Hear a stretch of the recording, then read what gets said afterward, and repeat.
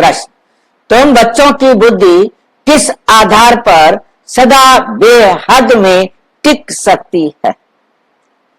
तुम बच्चों की बुद्धि किस आधार पर सदा बेहद में टिक सकती है?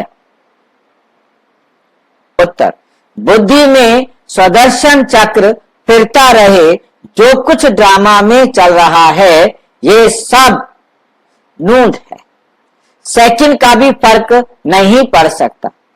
वर्ल्ड की हिस्ट्री ज्योग्राफी रिपीट होनी है, ये बात बुद्धि में अच्छी तरह आ जाए तो बेहद में टिक सकते, तो बेहद में टिक सकते हो।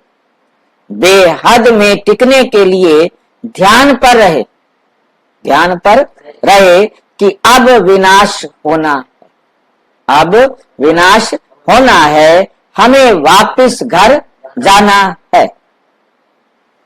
पावन बन करके ही हम घर जाएंगे, हम पावन बन करके ही घर, बिना पावन बने कोई आत्मा घर नहीं जा सकती।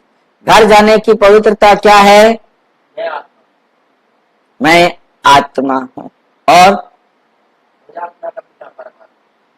मुझ आत्मा का पिता परमात्मा है। मेरा संसार की हर आत्मा के साथ अब कार्मिक अकाउंट बराबर हो गया है, इसलिए अब मेरा इस संसार में कोई नहीं, सिर्फ एक परमात्मा है। रहूंगी ही मैं आत्मा, और उसके लिए मेहनत जो करते हैं, अपने आप को आत्मा समझ परमात्मा को याद करने की जो मेहनत करते हैं, उनके लिए ये सहज हो जाता है। और जो मेहनत नहीं करते हैं, सबने इसी अवस्था को प्राप्त करना है, वो थोड़ा दुख उठा करके भोग करके ही जाते हैं। फर्क कितना है?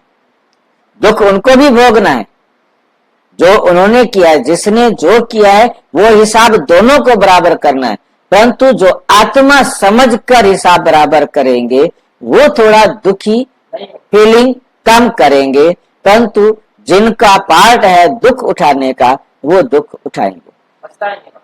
हाँ, और लास्ट में कोई जरूरी नहीं कि सबको ही दुख उठाना पड़े।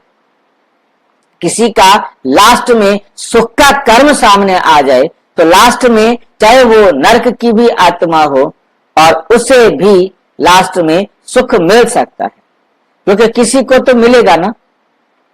लास्ट का कर्म, आखिरी कर्म मेरा सुख दिया हुआ किसी को था, वो मेरे को लास्ट में आ सकता है, क्योंकि मैं यदि किसी को दुख दे रहा हूं तो मैंने उससे सुख लिया भी तो होगा ना। दुख दे रहा हूं तो दुख देने में भी सुख की महसूसता होती है कि इसने मेरे को दुख दिया था, आज मैंने भी इसको क्या दे दिया? दुख दे दिया, हिसाब बराबर कर लिया। अब ये स्मृति जिसे आ गई तो वो अंत में सुख की अनुभूति भी कर सकता है, चाहे वो कलयुग की लास्ट आत्मा क्यों ना हो। परंतु हमें बहुत अच्छी तरह से समझना है कि पवित्रता परम धाम जाने की क्या है? संसार में सभी आत्माओं के साथ मेरा हिसाब किताब बराबर हो गया, ना मैंने अब किसी को कुछ देना है और ना मैंने किसी से कुछ लेना। ओम शांति।